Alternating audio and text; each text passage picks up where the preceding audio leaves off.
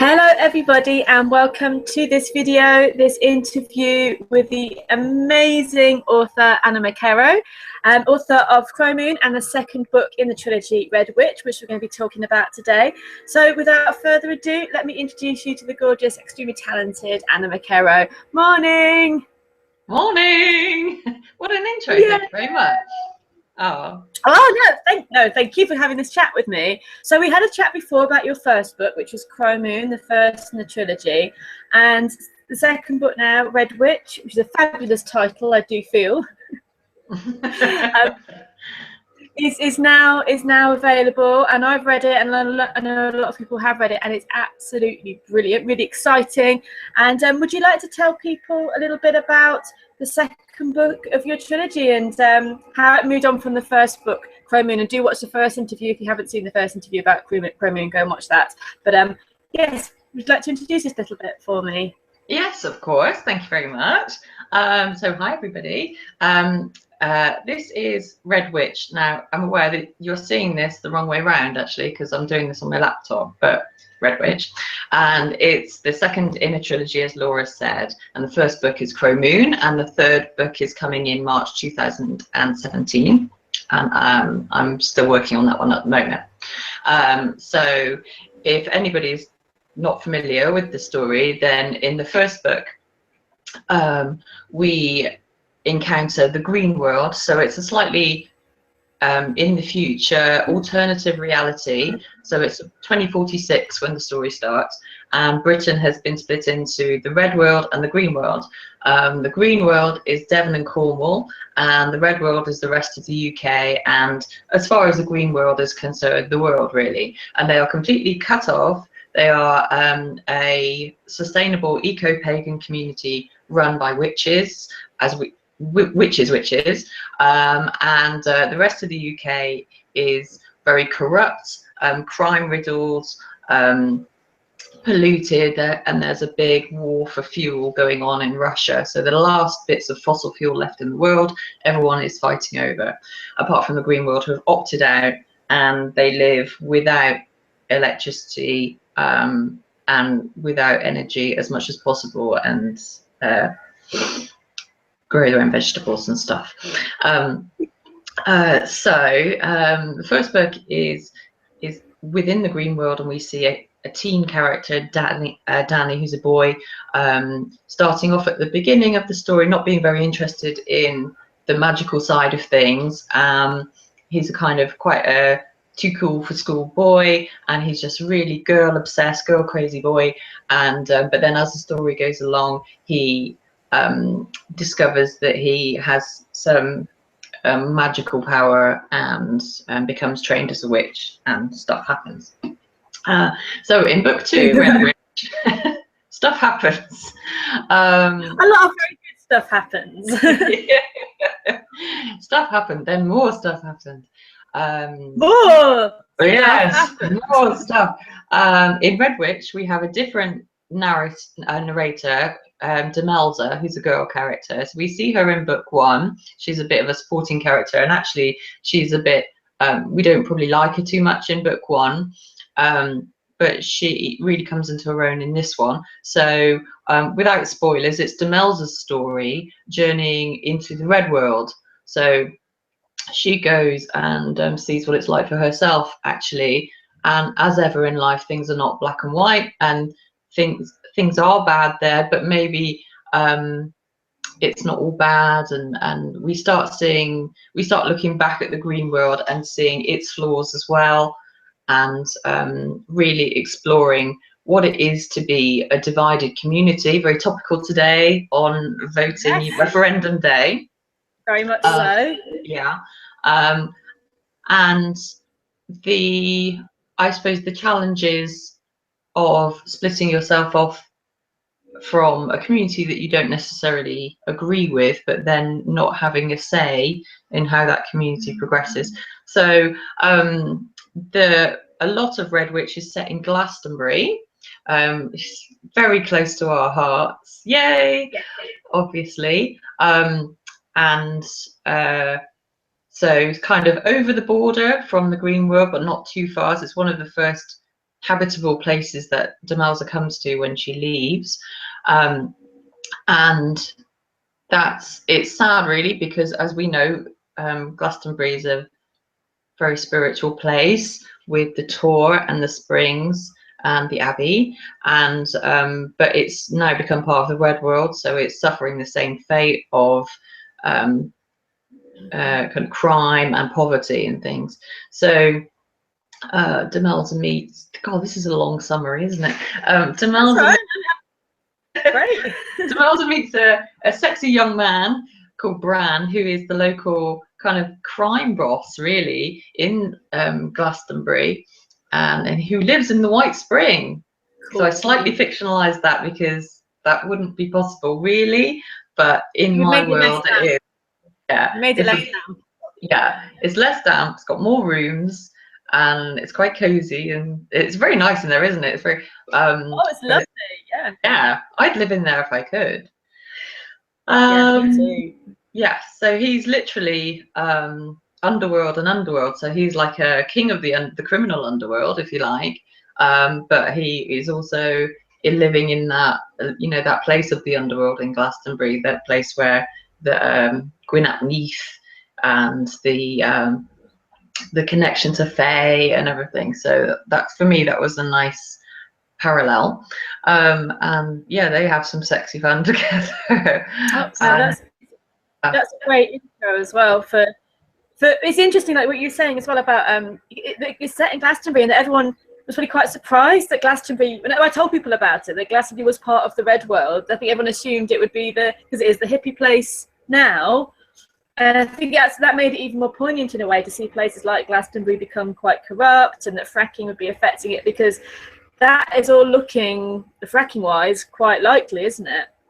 Yeah, exactly. I think for me, it was quite powerful to depict a place, a sacred place, and to see it have, you know, been affected negatively. Something that a lot of people would really care about. Obviously, we care about anywhere being fracked, but for such a sacred place in particular, it's really horrifying.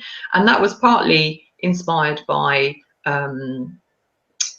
I think I said in my last interview with you a couple of years ago, there was a big protest in Glastonbury on the Tor against fracking, because there had been plans, I don't think to frack on the Tor, but nearby. And people were obviously really concerned about that. So at the time, I thought how awful that would be. And indeed, as time has gone on, we've seen the government go all out for fracking, as Cameron said, and lots of incursions into areas of natural beauty, and just also recently the overturn of the laws, meaning that where the local community objects, that the local government can still override those objections and push fracking forward, unfortunately. So yes, Glastonbury is in the Red World, but stuff happens in the book that sort of redeems that in some way. Yes, definitely, without giving too many spoilers away. How you have had a different voice in each book, and I really liked following Demelza's story, and in this book as well, probably as a girl, and she's kind of an outsider that's finding her beauty. I think we've all had that time, haven't we, when we felt maybe kind of that turning point of feeling unattractive and invisible to suddenly feeling visible. So yeah, I feel like it's a really I think that character's very easy for a lot of women to follow, isn't she? I think, because, you know, being that kind of not seen as beautiful, then suddenly you've got the hottest guy in town on your arm. Yes, and you know, who doesn't love that? And exactly. Even if he is slightly dodgy underworld crime boss, no, he's hot, you know. Yeah, exactly. We can forgive a hot guy a lot, right? So Taurus. So yeah, I had explored a teen boy's journey to some degree, and so it was nice to be able to explore a teen girl's journey precisely in that way. She has a sexual awakening, which is a coming of age, really. She's between 16 and 17 in this story. Up to this point, she's always felt very overshadowed by her twin sister, who's the pretty one and who the boys really love. But Demelza is the very talented, witchy, nerdy girl, really, that I certainly am. And she's very bookish. And she feels like no one ever notices her. Probably they do, but she doesn't think they do. And Bran is the first person who makes her feel seen. So there's lots in there about her just kind of being noticed in that way, and she feels that she has a power. It gives her power. It empowers her in that way, which in a way it does, and in a way it doesn't. It's an interesting topic, I think, when you're a teen girl and coming into yourself as a woman. There is that stage, isn't there, where you start getting attention, male attention, and you do feel it gives you a power that you didn't have before. But I think also at that stage you don't necessarily appreciate what that attention always means. Yeah, so exactly. yeah. No, it's brilliant. It's very exciting and interesting, and seeing Glastonbury in that way have been quite a dangerous place to be, and that's just a hint of how the rest of the Red World is. And I love how you've done it as well, that, as you said earlier, that yes, it's known as all the evil people in the Red World, that's how they're seen from the Green World, but actually there's a lot of temptations, nice food. They drink a lot of wine, don't they? And I got quite thirsty reading this book. They're always drinking nice wine. Yeah, there's a lot of nice wine going on in that book. And then obviously what's the Green World, how the Green World as well was really, really interesting, that they're not seen as freedom loving witches, they're kind of seen as terrorists, aren't they? Yeah, it's that classic propagandist, are you a terrorist or a freedom fighter argument. And it goes both ways in the novel. So yeah, exactly. When Demelza goes to the Red World, she realizes that people there just consider them as dangerous radicals who in the past have say blown stuff up to get their point across, and conducted what the Red World considers are terrorist activities, and perhaps they were in the past. I kind of leave that slightly blurry, and so she's really shocked by that, because obviously she's grown up in the Green World. The Green World is a very propagandist-led place. I mean, it's a great place. I think in a way it's a place we probably lots of pagans would like to live, but at the same time there's a really strict code and control over what the stories are about its origin. And yeah, so she thinks, oh, we're definitely on the side of good, and they probably are, but there is some grey areas, and that's an interesting thing to explore, because no utopia is perfect. No, exactly, absolutely. So it's really, really brilliant. And you know, why did you choose Glastonbury for this book? What was it about Glastonbury? Was it the tours and the sacred sites that you wanted to kind of show as being ruined by this environmental pollution? Is that why you chose it, or was there another reason why you chose the second book? I think that is definitely a factor. I wanted to, well, partly geography. It is a place that she would naturally come to, kind of on her way out from Devon. It's not too far away. I love that she missed Taunton. I love that she went straight to Taunton, full of drunks and ruined people. I was like, kind of is when I drove through it as well. I know, poor Taunton. Yeah, there's dead bodies. From Taunton. It's just my experience. I know there's dead bodies on the streets and all kinds of shit going on there. Saturday night that happens, I'm sure. Yeah, I can imagine. I didn't feel like I could get a lot of spiritual significance out of Taunton, to be honest. So I missed it. You get Primark. You've got Primark. You're okay. Yeah. Anyway, sorry. I'll let you get on. That's all right. So partly it was geography, but really it was about I wanted to show sacred sites being in peril, specifically from fracking. Also, I really wanted to include the White Spring in particular. I wanted Bran that came quite early. I wanted Bran to be a character who lived there, who was associated with it. He was like the living embodiment of the god, you know, god of the underworld, really. And so I wanted, therefore, Demelza to have that experience with the male energy, with the, you know, meeting that male god on a kind of equal basis, like a sacred marriage almost, even though it may or may not end up well. But I wanted her to have that initiation almost.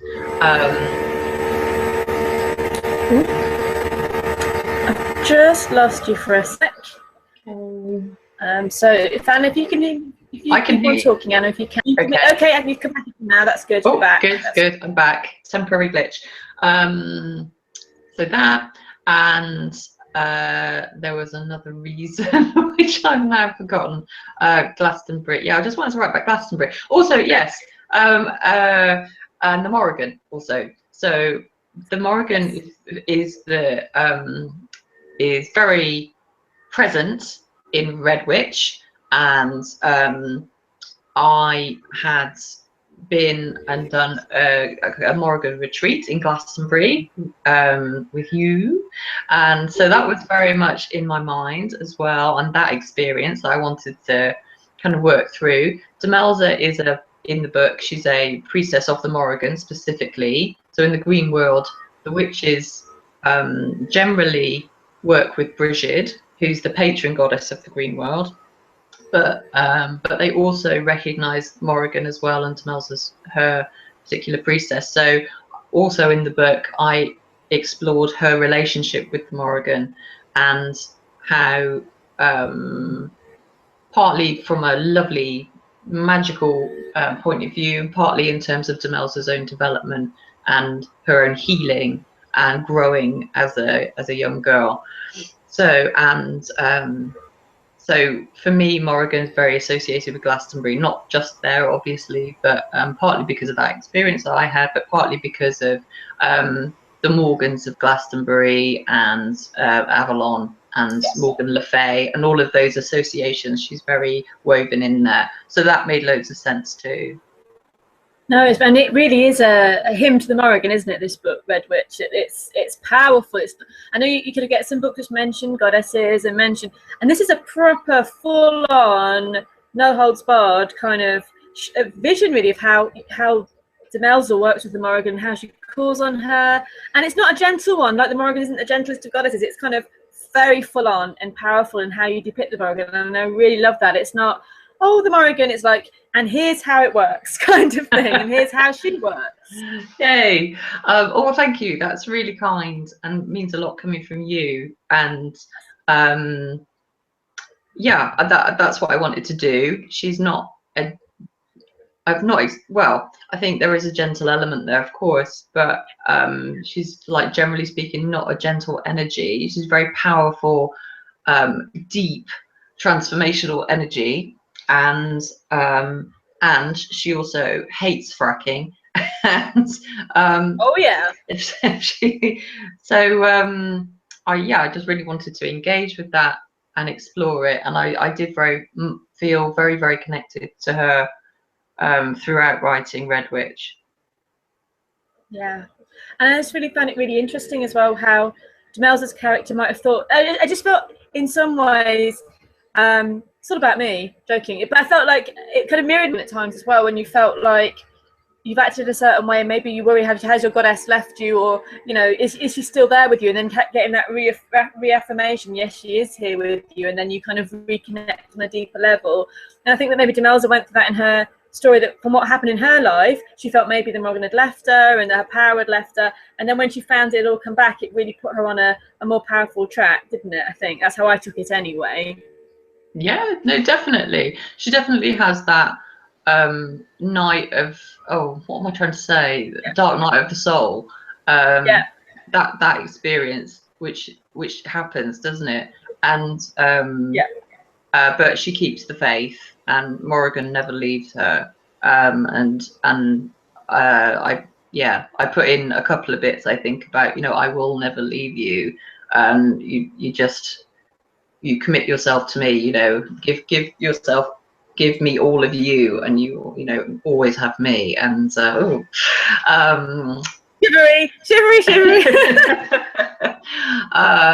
Yeah, so I wanted to get across the power of the Morrigan in the book, and I hope I did. And it's a very Mel's is a very passionate, powerful girl.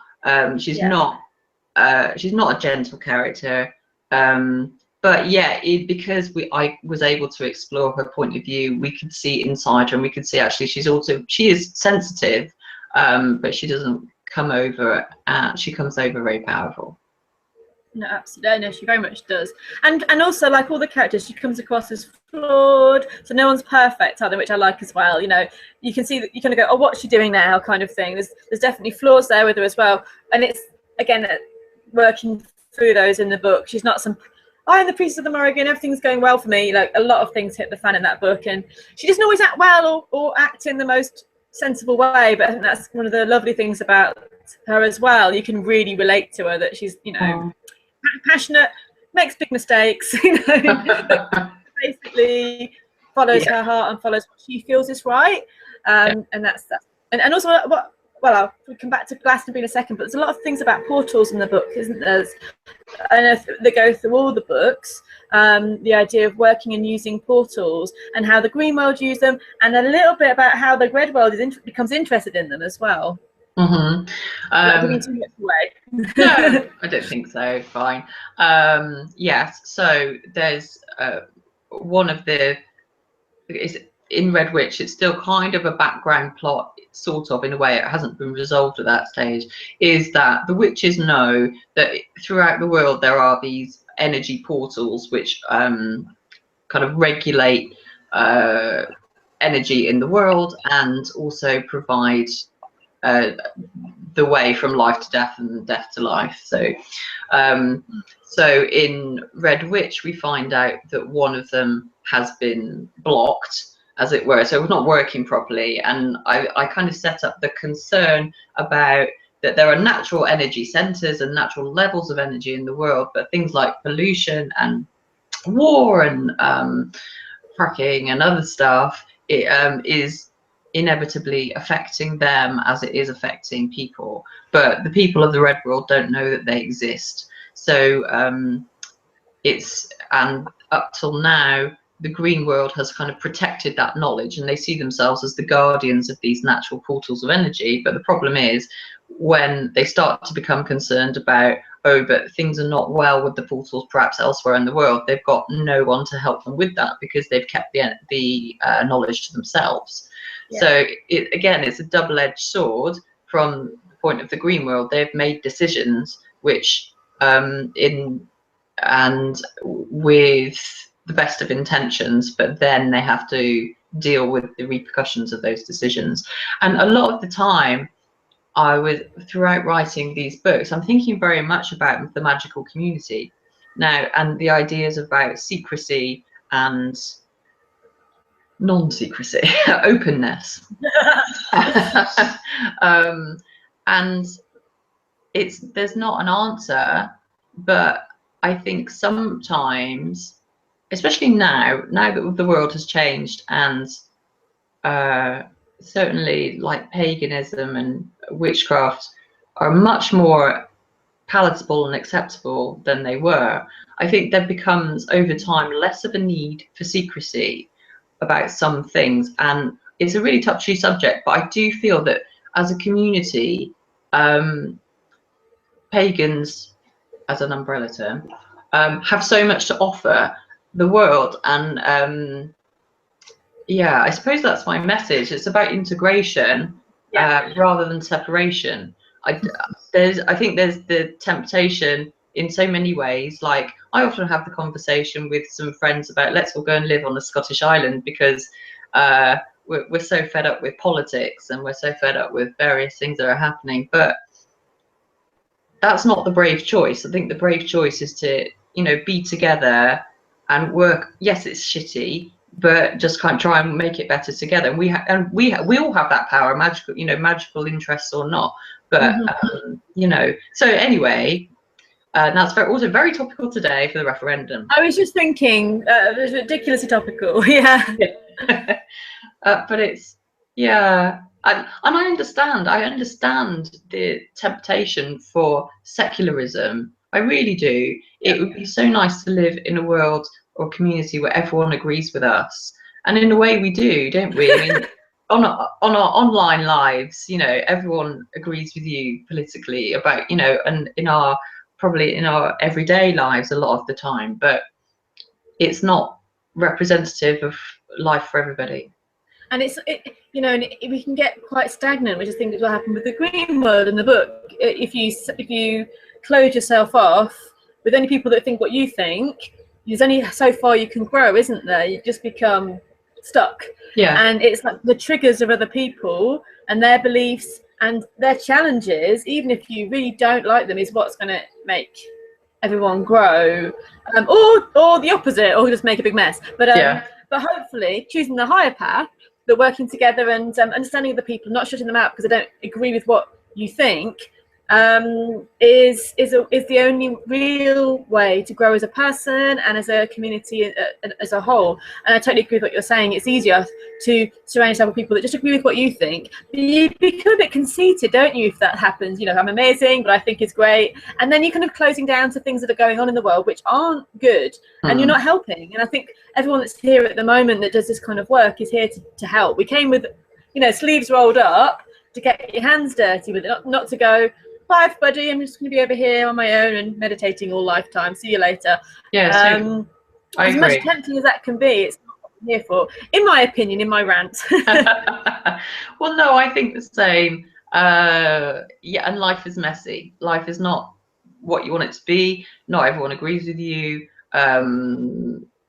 You know, that's one of the hardest things to accept, really, especially when you're so passionate about something and you have perhaps a very committed practice in one way, shape or form. You know, like somebody who does yoga every day would think, why would you not do yoga every day? Because it's the best thing in the world, because you'll feel so much better, and you'll, you know, and of course that's true.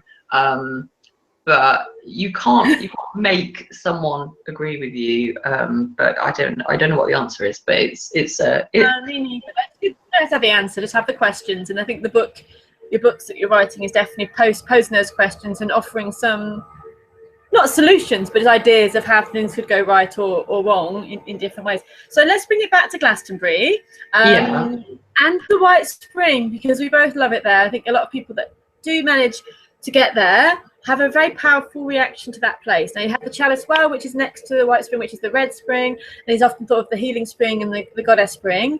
And then you have next to it the White Spring, which is in a kind of a old sort of Victorian water house, which makes it even more atmospheric when you go in there, and it's very dark in there. And the White Spring, as you mentioned earlier, is the spring of the underworld god, the spring of the masculine, and it really does feel, when you go in there, like you are walking through a portal into the entrance of the underworld.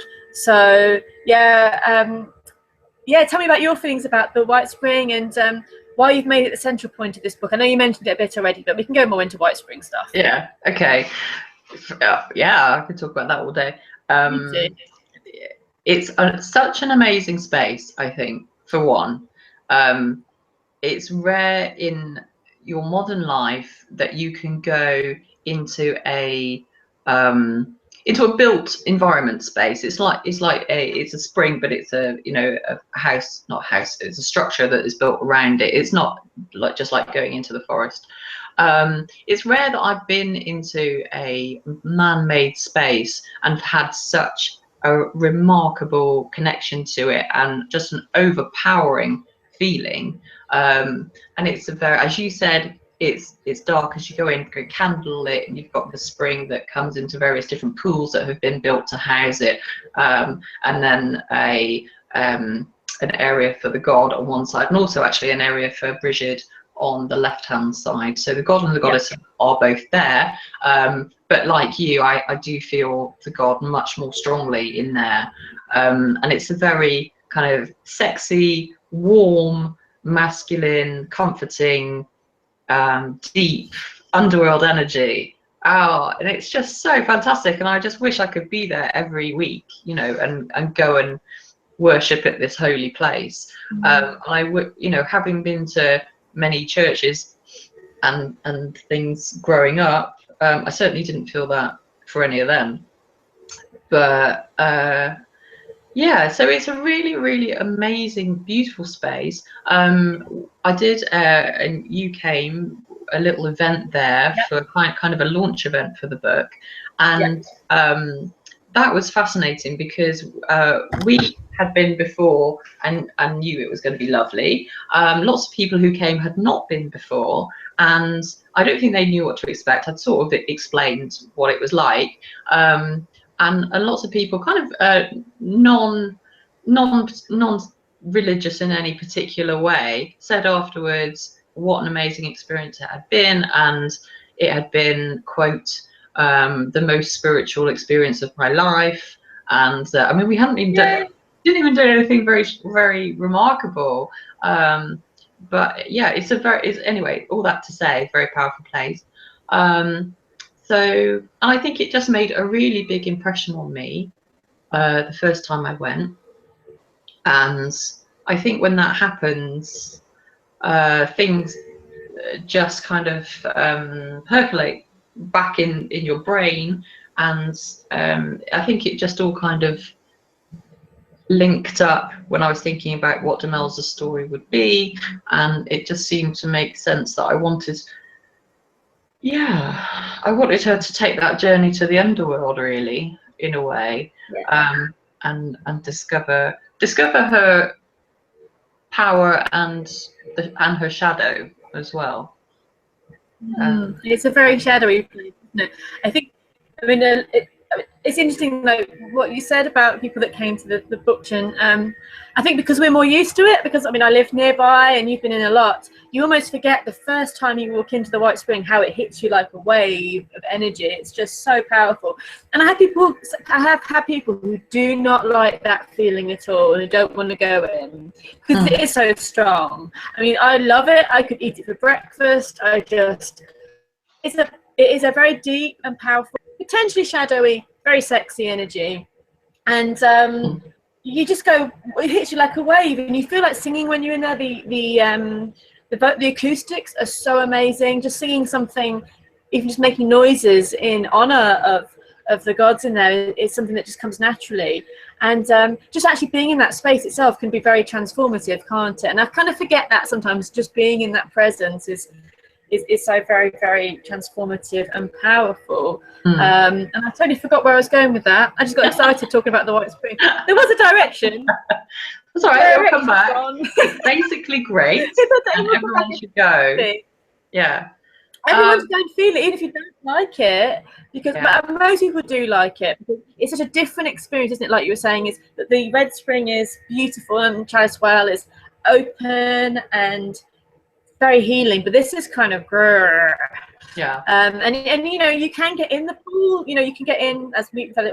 I have been in to about my neck and it was just utterly icy cold, but it's like being a bit of a rebirth because it's so dark in there and you're in this pool, and it can be a very powerful thing to do.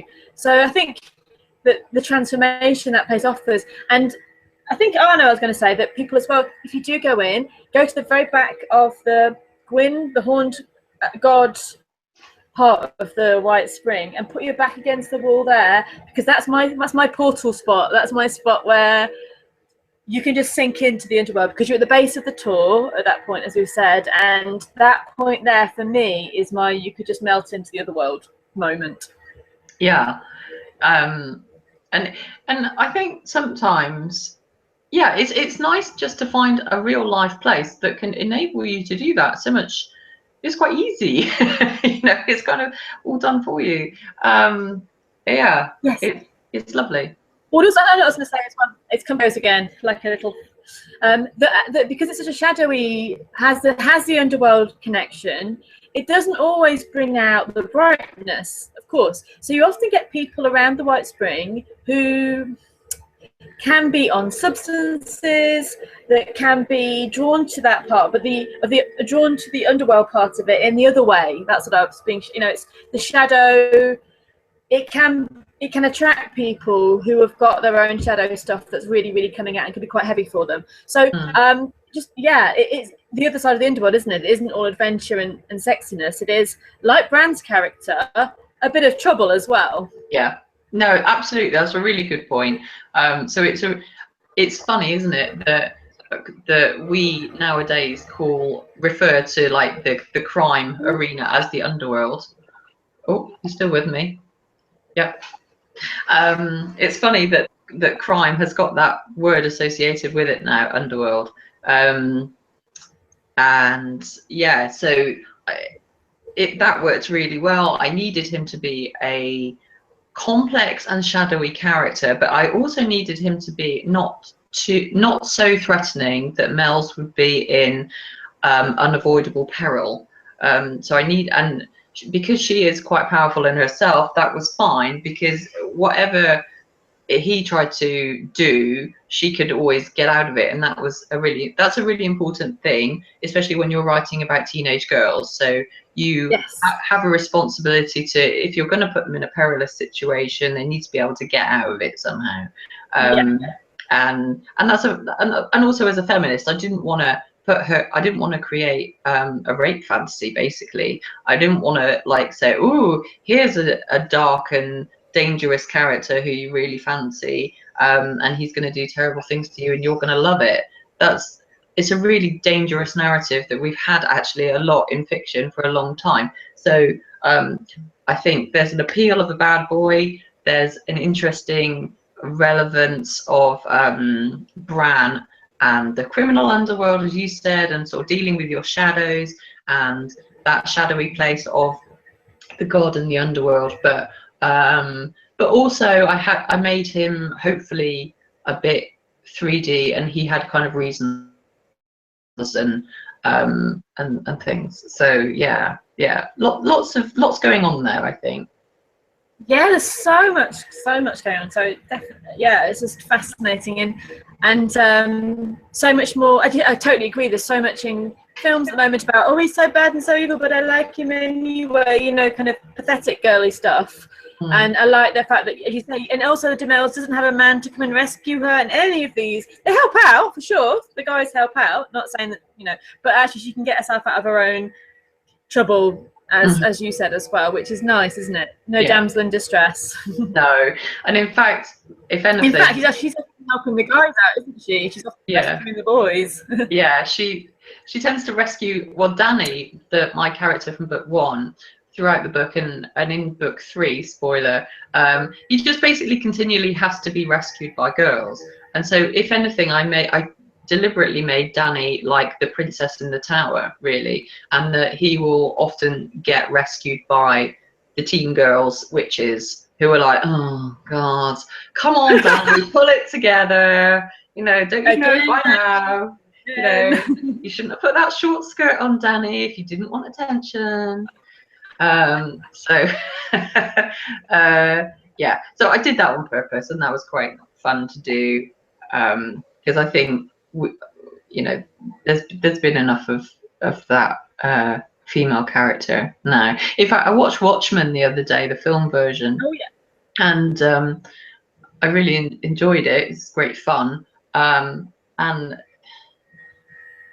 was just thinking when watching that, it's a shame that the gender politics are in it are okay, but they're not as great as they might be. And I don't know why I'm saying that, because that's quite old Watchmen as a story, so it's not overly surprising that is not absolutely A1 Bechdel test passing. But yeah, I was just watching it thinking, oh, I love that this is such a great, you know, there's some great kick-ass female characters in this, but ultimately she what's her face? I can't think of the girl's character. She comes out in her latex underwear outfit, you know, and fights crime. And yeah, could she not have something a bit more practical on, you know, because that would fit. An attraction, just not really latex. Just stop with the latex already. No. Anyway. I think no, I haven't seen Watchmen for a while, but I do remember. It has some really good progressive points in it, and then some bits in it as well. Yeah, it really did. It really did. There's a scene in the film where a rape almost takes place, and it's good. It's a mix, because it's not good in a way that we even have to see that, and that be part of a narrative of what happens to a woman in fiction, although it sort of becomes part of, it's quite a key part of the plot. But then so there's the scene, the way they do it is the female character does a very clear no, which is great, and then the male character tries to rape her, then gets interrupted, another man comes and kind of saves her, which is nice, obviously, but then later on we learn that she has then gone back to him and they have had sex and conceived a child. Sorry, spoiler. I couldn't remember the film, so I was like, oh right, that happens. Yeah. And that's a bit like, oh, really? That's, yeah, it's not such a great storyline. Anyway, sorry, I don't know why I've started to talk about Watchmen. I really love Watchmen. It's amazing. But but narratives really changed a lot, even in the past 5 years, about what people are and aren't doing, I think, and that's a really good thing, to be aware of a lot of fictional tropes, especially with female characters. Yeah, definitely. Well, it's brilliant. She's a great, powerful, and likable character, definitely. And it's important, isn't it, making someone that's likable? Because it can really ruin it if it's a great story, but oh gosh, you can't stand the leading character. So she's really likable, I think, anyway. Oh yeah. Hopefully, yeah. Well, actually, let's scoot back to the underworld again. Just scoot back around. And something that we've been talking about anyway before, a feeling of the other world, or the magical world, or the underworld, however you see it, the veils between these worlds. I think over the last 10 years they've thinned dramatically. Like, probably since even I've been involved in doing this kind of magical work, which I can't remember how long I've been doing it for, probably 15 years, which is, I'm only 20, so I don't know how it's possible. It's a miracle.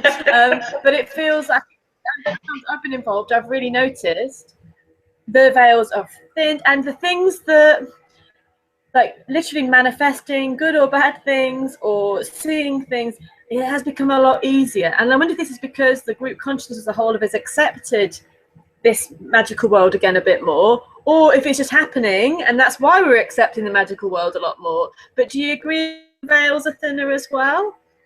Yeah, I do.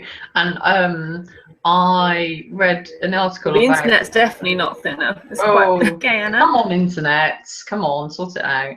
Oh, I can hear you again now.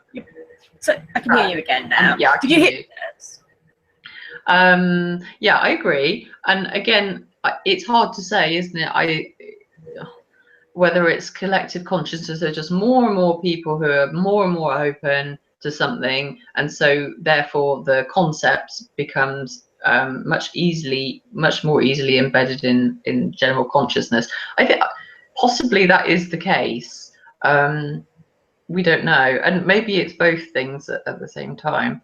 But no, I read an article the other day. You might be sorry. No.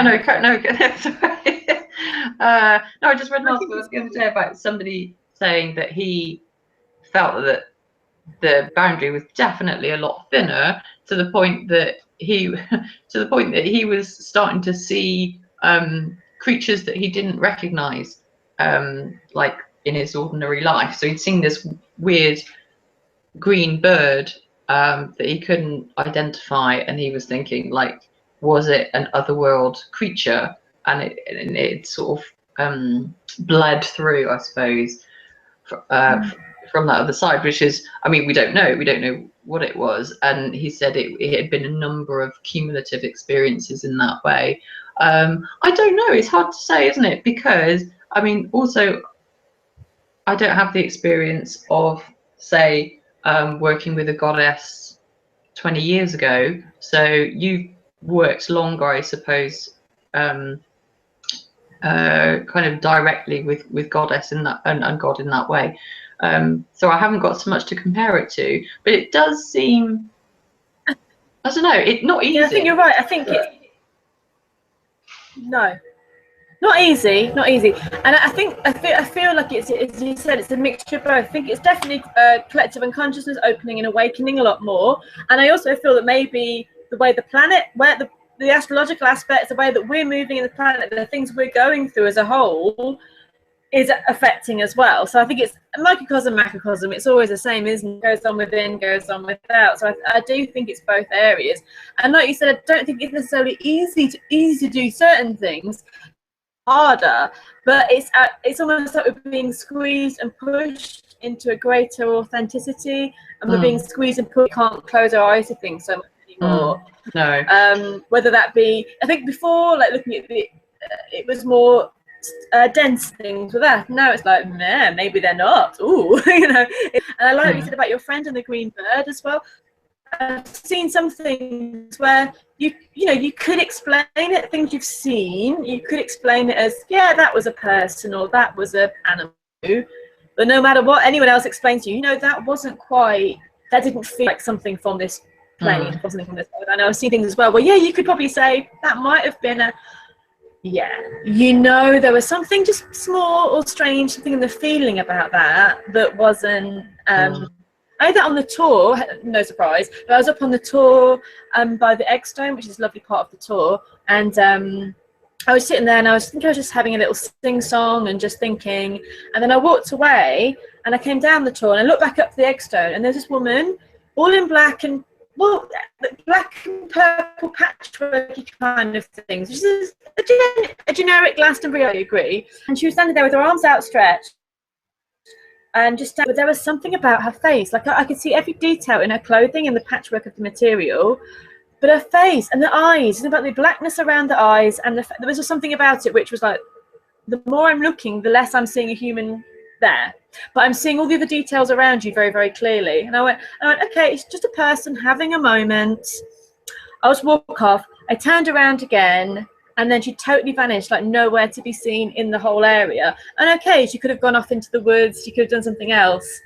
But there was something about the feeling, something about the details, something that just wasn't quite right, and that captivated your vision, and that that wasn't a normal day. And I don't think I'd have been so captivated by her if it was a person, because I see lots of people having moments on Glastonbury tour. It's nothing special really, but that really was a very powerful something. Yeah. So yeah, and you could explain it as a person, but I know when I think about it and I feel that wasn't just a person. No, I know exactly what you mean, and I've had similar experiences, and there is that sense of knowing where for me it's often like about a minute after I just think, what? And yeah, I remember, this is not quite the same thing, but there were a couple of things that happened to me after my mum passed away that I was absolutely convinced was her connecting with me. And one was that I was really grieving, and I was really feeling really awful this one day, and I had to go and do this big presentation in a hotel to about 200 people. I really, really, really, really, really didn't want to do it, but I had to, didn't have any choice. So I went along and did it. And as I stood at the front ready to do my stuff, I looked out into the crowd, and there was this woman who, no word of a lie, it was a complete spitting image of my mum sitting at the back. And she was dressed like her, and she had the same colour scarf on that my mum used to wear, everything. And I just thought, and I was watching her all the way through, and then did my presentation and everything, and then I was packing up to go at the end, and she came up to talk to me. She was the only person who came up to talk to me, and I don't even know what, she just talked to me about whatever I had been talking about, and then and I just knew that was one of those things. It's something that you could rationalize and say, well, it's just a coincidence, but I can't tell you how she looked she was so much like her. And maybe it was in grief, you're looking for that same face again, you're really desperate to see that person and everything. But yeah, and then funnily enough, I saw that woman again about a year later for work, and I had to go and see her. And yeah, and it wasn't there then, and it was like a veil had gone over her. Had my mum had been with her somehow, and then she wasn't there, and it was very, yeah. So lots of things like that, I think. Anyway, there's a tangent, but we're good at tangents. We're good at tangents. It's good. Tangential. I think lots of people have probably had that type of experience when a loved one's passed. You know, that they are, you know, just making their presence known. And some people obviously will have much more definite experiences of seeing spirit and things. But there was that time, and there was one other time where I was really feeling the grief so badly, and I do think that she came just to kind of say, no, I'm with you. Yeah, anyway, so no, but I do think at the moment we are a lot closer to otherworld than we were, and I think I was just thinking when you were talking as well, life is so much in a way less ideologically simple. Come back, Anna. Come back. Wow. Oh, yeah, you are. You're back. I'm back. It's like somebody is playing electric guitar for a little while, isn't it? Can't quite hear you. If you keep speaking, Anna, and when you're back, that'll be fab. Can you hear? Because I've lost it just for this second. There you are. I'm back. Yeah. Internet is trying at the moment. Damn internet. It's like every so often a spectral electric guitar player the internet is working. So can't hear at the moment speaking. So it's very annoying that the internet's putting you back. I'm back. Hello? Can you hear me? Yes, keep talking, keep talking. Okay. Yeah, I can hear you again. Yeah, brilliant. Thank you. Anyway, so the veil is thin, spirits enter in. Yes. Can you hear me now? Keeps cutting out quite badly. Okay. So maybe that's a sign. Yeah, it's the sign. The veils are getting thinner and the internet's getting crap. I can hear you now. So keep on this. Okay. But, okay. To go back to the book for a second. I mean, well, not for more than a second. Hopefully, go back to the book more for longer. But you know, you do use a lot of the fracking, involved with the tour and involved with the badness that's going on in the world at the moment. And there's quite a dramatic scene in there regarding the tour, isn't there? There's quite a dramatic climax scene involving all the badness that's happening, kind of with the tour and everything like that, and the fracking all hitting her head. And I wondered if you wouldn't mind reading a bit or talking a bit about that part. I mean, if you read a little bit, that would be fabulous if you feel you'd like to. Of course I will. That's fine. Yes. Will work for this. I mean, use my selenite wand and hold it at the computer and make the internet work. Come on, selenite. Come on. I'll do some bit of Reiki. Right, there we go. Right. So this is a scene where Demelza is on the tour, and there is in the book, there is a fracking site within, kind of just next to the tour. And the Morrigan is there at this point too.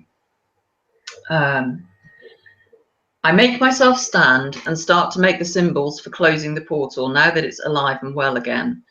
But as I push the first one into the air, there's a cracking sound and a thud. A stone falls from the top of the tower, dislodged by the energy current. Then another large stone falls a few centimeters from my feet, and I step back, hurrying to close the portal. But my hands can't move as fast as they need to. I can see Bran's face now, pale and livid in the torchlight as he runs up the steps. He's at the far end of the last zigzag turn, where the steps are farthest away from the summit before they lead in. I look at him and then at the portal. It's dimmer, but still vast and pulsing with such vital energy that trying to close it feels like trying to stuff a tent into a medicine bottle. He pauses for a brief second to catch his breath, and that's when I feel the earth shift under my feet, a rumble of disquiet. I look at the tower warily. Another deeper rumble moves the ground, and I have to hop to regain my balance. On one of the far surrounding hills just beyond the fracking site, a cloud of crows fly up from the trees, a deeper stain of black against the indigo sky. They soar towards the tor and circle me, cawing loudly. The tower collapses. But it doesn't collapse. The whole thing separates into individual stones, like peas being shelled, yet keeps its tower shape. Then it spins faster and faster, and the stone starts to separate, spreading wider and wider. The stream of energy from the portal wraps around the whole thing like a ribbon of fire, raising it up, and then lets it go. I hear the stones thud around me, but I know they won't hit me. I'm doing her work, and hers is the power of the earth. I make the final symbol and the portal closes. I know I don't have any time left. The stones land on the soft grass, forming the 3 joined spirals of the Triskele on top of this holy hill, a sign that it's hers again. And as the last stone from the tower hits the cold earth of the tor, the ground buckles under me and I fall, rolling down the hill until I hit Bran, who is outstretched on the grass, as still as the medieval stone lying next to him. He's been hit, but he's alive.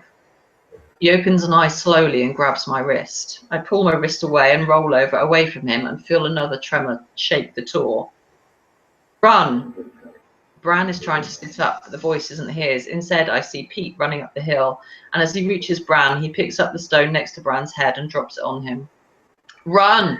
He screams at me as Bran's body convulses from the impact. I run. Halfway down the tor, the earth shifts under my feet again. My lungs heave and I taste blood in my mouth. I feel panic wash over me. I can feel the power coming up from the ground, as if all the spirits of nature were galloping to the surface of the earth from below, shouting their war cries, screaming their curses and banging their drums, a rebellion, long asleep and now awake. I look to the horizon where dawn is slicing through the night. The shards of red light strike the sky like blood in a cut. I know what the crows knew, and what the red world should always have known once it started drilling into the earth, pumping cancerous chemicals into the water. Respect nature, for she has no respect for you. I feel the earth heave under. I drop to my knees. The tor thrums and wavers, but keeps its shape. And I watch the horizon as the hills around the fracking site waver and collapse, covering it in earth. The earth flows like water over the grey towers, the trucks and the roads and the holdout land around the mine. It fills the ditches and covers the machinery. The lights flicker out one by one. In a few minutes, it's as if the drills had never been there. The goddess has taken back what was hers. Woohoo! It's just such a war cry at the end of that. It's amazing. Most powerful. It was really nice having it read to me as well. It's like when you're reading it, you're seeing it read to you as well. That is epic. That's one of the most epic bits of writing. I love it. It definitely carries the Celtic spirit, doesn't it? It really, well, I hope so. I hope so. That's what I felt when I was writing it. And I just it was a powerful bit for me to write, and I was very happy to write it, and it was very satisfying. It's awesome. It's very satisfying indeed. So if you haven't read it yet, get your hands on RedWitch. You will not, it's an amazing book, and hopefully you'll understand on that bit just the power that's in it. Just a question about the Morrigan as well. Did she have much input in the writing of this? Did she let you know what she wanted, or was she just kind of there in the background, standing over you with a spear kind of thing? It's hard to say. I think, I don't know if it's the same for you, in terms, I kind of, when I have very specific inspirations about things, so often I need to be writing, and which is kind of like a bit trance-like in itself, kind of going along, and then you can get quite strong images in your mind, and they aren't necessarily the ones that you thought you were leading up to, but I generally kind of go with stuff like that because I'm quite intuitive as a writer, and I'm quite kind of gut focused, and I tend to just kind of go where inspiration takes me and then kind of tie it up. and sometimes rewriting, sometimes it doesn't work. But there were elements of that, of the book and the whole story, that have been very strong and associated with Morrigan. So I think there has, she's definitely been a huge inspiration. It's not like I've heard her voice saying things, it's much more visual, and dreams as well. I'm a very vivid dreamer anyway, and I often am inspired with my writing from my dreams, and with kind of images and ideas, and I always have been. So for me, I think that's the way I've connected with her, very, very deeply, really. Yeah. Sorry, that's a really flim-flam answer. No, not at all. That's not flim-flam. Not at all. But I definitely felt it, and interesting now that RedWitch is done, I'm working on the third book, which has a slightly different emphasis. It's a very different energy with that book, and not to say that Morrigan's not there, but I think there is a sense of that was definitely her book, and I think she's definitely saying this, I want to be in this. This is a job for you to do, and now I've done the job. And it's not left me alone, but at the moment I've got slightly less of a connection to her, actually. Which is interesting. Time off. You got time off for good behaviour. I have. I'm on holiday from the Morrigan at the moment. Well, sometimes you need to be, because it's such intense work. Like the work you do, the book, the writing, and then putting on retreats, and then you're doing this work with her. It's quite all-consuming, isn't it? And I've realised that this intensity that lasts for a time, then you kind of just get a bit of space just to recalibrate and do something else and balance again, and then she'll come back with another project for you to do later on. And at first I was a bit like, oh, is she gone now? I've done that. But it was actually okay, like not gone totally, just in the background a bit more. Because I don't think it's not healthy for us to be on that level all the time. You burn yourself out quite a lot, I think. So I feel like, that's an intense period of time where she wanted to work, and then you may have other things you have to do. So she goes off for a while, lets you get on with your own stuff, and then comes back with something else later. That's how I've seen it anyway. I think that's fair, and it makes total sense. I was saying to you the other day, I think when you're in the middle of a creative project and you're working really hard on it, and I think you're the same, you do kind of go all out for it. You don't realize how hard you're working whilst you're in it, and then once you've stopped, you get to that, oh god, I'm just exhausted. Why am I so exhausted? Oh yeah, that would be why. And then you need a rest. And actually it's been really nice. I've just had so far a week or so off so far, and I'll still need to go and do edits for book 3, but book 3 has gone into the editor now, and I'm just waiting for her initial feedback, and then you go through about kind of 6 months worth of editing, so it's definitely not done. But at the moment I'm having a break, and it's been so nice. And actually, your brain resets, maybe just tinker with some other things that have been on the back burner but you haven't had time to do, and it's really good, essential, really. I think it's and energetically, not just the work you're doing, it's sort of the energetics of it, isn't it? It's sort of like, well, have I been doing that much really? But actually just the imagination, the creative process, the channeling or the inspiration, all that, it takes a lot of energy, doesn't it? And when you're on for that amount of time to get things done, it is going to take it out of you, I think. And I'm the worst for thinking, why am I tired? I'm so lazy. And it's just like, dude, give yourself a break. Yeah, I know. But it's all, I mean, it's a joy. It's a joy. I think when anyone is doing any kind of creative work, and you love what you're doing, and you're so happy to be consumed by it, and I think you really are. It's like it's a creative fire consumed by fire thing, isn't it? And then literally at the end you are then burnt out at the end. And but it's such a, what a way to burn. So hell yeah, what a way to burn. I wouldn't have it any other way. But it's book 3 is done. So can we have a sneak peek about where the story's set in book 3? So book 3, we're in the Greenworld for some of it, and we are in we're back in the Red World a bit, but it does have a slight international focus as well. So Exciting. yeah, I hope it works. Yeah, so I think I had to, because so book 1, Greenworld, understand what that is. Book 2, we see the Red World and we understand a bit more.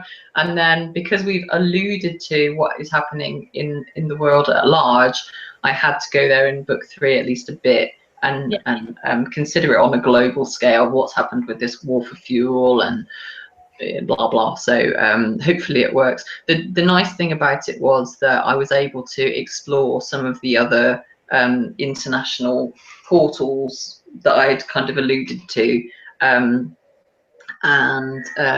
so I went to Mount Shasta, which I'd had. It's very exciting. I didn't literally go. I want to go. I'd love to go. Yeah. On a research trip. So I didn't get to go. I will go one day, but I used that as one of the locations, and Russia, yeah. So and that's kind of backstepping quite a lot. I mean, that's another thing that I'd learnt about a long time ago when I was doing Reiki training. Was I'd read a book by Diana Cooper, who's kind of like in that light working world.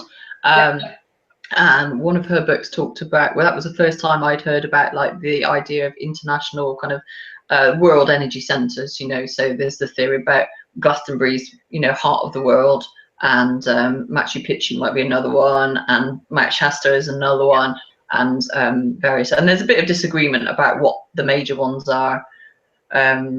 But that, and I'd come across that a long time ago, and then that, I think fed into when I was writing Crow Moon and stuff, thinking about energy portals and what they do and where they are and things like that, which was nice.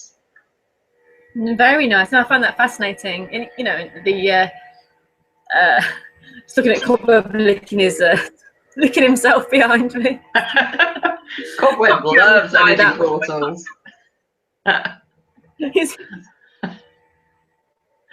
We don't want those portals on TV, Cobweb, no. But I find it really fascinating, the idea. I mean, I think Glastonbury is exceptionally heart chakra. It is a place of crazy heart stuff, but that can be polluted. I think you're right about all the portals being quite polluted when people get involved, and I'd love to visit some of the other ones as well, or the power spots of the earth anyway, if they're not actually power spots. And I've heard that Mount Shasta is very like Glastonbury in a lot of ways, and I do hear as well that some of these places do attract people that are quite broken as well, like Glastonbury can be very broken in all ways, not broken in all ways, but you know, emotionally, or actually coming for healing physically, or really an addict thing. And I think that I've heard that Mount Shasta can as well. And I think possibly because these energy centers are so very strong, you do have to be able to live in that environment without going a little bit cuckoo. So it's kind of an interesting thing with these portals, isn't it? And portals or energy points. I think so, definitely. And how Cobweb is interacting behind me as well. He's such a scene stealer. Cobweb, come on, please. I'll just sit like this. There we go. Oh, bless. I've got one of those fell away plugins for my cat Twinkle, because she was a bit unsettled. So we got it, and it seems to have worked. But she's just high all the time. She's just lying out like this on the floor all the time. Oh, I've lost you. Internet. Internet. I'm thinking, hopefully. Hello. Yes. Yeah, I just digressed from Mount Shasta to Fellaway and how it's making my cat high. Anyway. I love that. I love the random loops these conversations go on. It's brilliant. Yeah. It's brilliant. Mount Shasta to Fellaway and Twinkle being a bit hyper on it. Well, she's not hyper. She's just, I mean, she's a pretty sedate cat anyway, as you know. But she's just out of it the whole time. She just She's not even moving, which is, yeah. I might need to turn the Feliway off. Maybe. I think it might be time. Yeah. She's just going to get withdrawal symptoms. Sorry. Anyway, return to the. Yeah, Shasta. I think it sounds like it is really similar, because I think it's a holy place for the Native Americans, but there's a big New Age presence there as well now. And when I was doing some reading about the Native American myths and knowledge about it, it's a mountain, and obviously there's a tree line, and then above the mountain goes on above the tree line. And for the Native Americans around who are native to that area, there's a number of different historical tribes. The one I used in the book is the Karuk, Karuk. Mm-hmm. And their tradition, their sort of understanding of it was that above the tree line they wouldn't necessarily go above it too much, because it was so powerful. It's partly they didn't want to kind of trespass on it, but also it was quite hard to take, which is quite interesting. And then also Shasta has the Lemuria association, sort of more recently maybe. So there's a theory that that's a lost land or community of Lemurians, so separate to Atlanteans, and that's a way in Manchester to them. And some people have reported kind of having experiences with Lemurians there. So Lemurians don't come into the book in any way, because it wouldn't fit, but I was quite interested and mindful of that as well. Yeah, absolutely. Maybe another book. Yeah, maybe. Who knows? Who knows? Oh, it's exciting. I'm looking forward to book 3, but I highly recommend anyone interested in anything pagan, magic, romantic, environmental, which is about relationships and life, really, to read RedWitch, because it is an absolutely awesome book, and I love it lots and lots. And it's very exciting. It is obviously, like Chromoon, it is the market is for young adults, isn't it? It's for teenagers, but it's definitely for all ages. I find that I was totally gripped by it, so it's not just for young adults. Oh, thank you. Yes, absolutely. It's marketed as young adult. Young adult was having a bit of a moment in publishing, but about 75 to 80% of young adult readership are adult anyway, over 18. And so, yes, here it is. Oh, yay! The cover as well. I think adults would enjoy it. Yes. I like the quote on the front from someone, that deadly, sexy, and spellbinding, isn't it? I know. Yeah, I know. Bless her. Deadly, sexy, and utterly spellbinding. From one of my fellow YA authors, Melinda Salisbury, who's lovely and very, very successful. With her, she has like a fantasy trilogy, which is sort of somewhat Game of Thronesy a bit, I feel. And the first one's called the Sin Eater's Daughter, and the second one's called The Sleeping Prince, and the third one is due out in March next year as well. Same, so we're on the same book schedule together, which is nice. RedWitch. Available for bookshops. Do it, buy it, and you won't regret it. I think it's a brilliant book, and I look forward to book number 3 as well, as the kind of the climax point of the trilogy. Yes. Oh God. Well, I hope it comes out good. It will. It'll be amazing. Yeah. Fingers crossed. Fingers crossed. Yeah. Fingers crossed. Everything crossed. Yes. Oh no.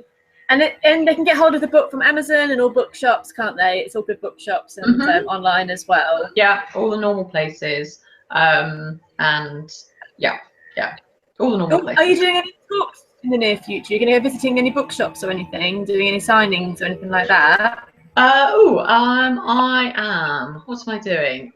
In July, I'm at Comic-Con in London. They have amazing. Yeah, it's very cool. Part of Comic Con is the Young Adult Literature Convention, and so I'm going to be there on the Saturday. I want to say it's like the 19th or 20th of July, but I can't remember. And I'm doing a using tarot for creative writing workshop there actually. So bob along, it's great. So I'm there, and I'm doing some Cornish events in October as part of North Cornwall Book Festival, and I'm doing something called YA Shot, which is in Hillingdon, kind of around North London, in October as well. I think that's it for now. Cool. And they can follow you on Twitter, and you've got a website as well. People can catch up with what you're doing.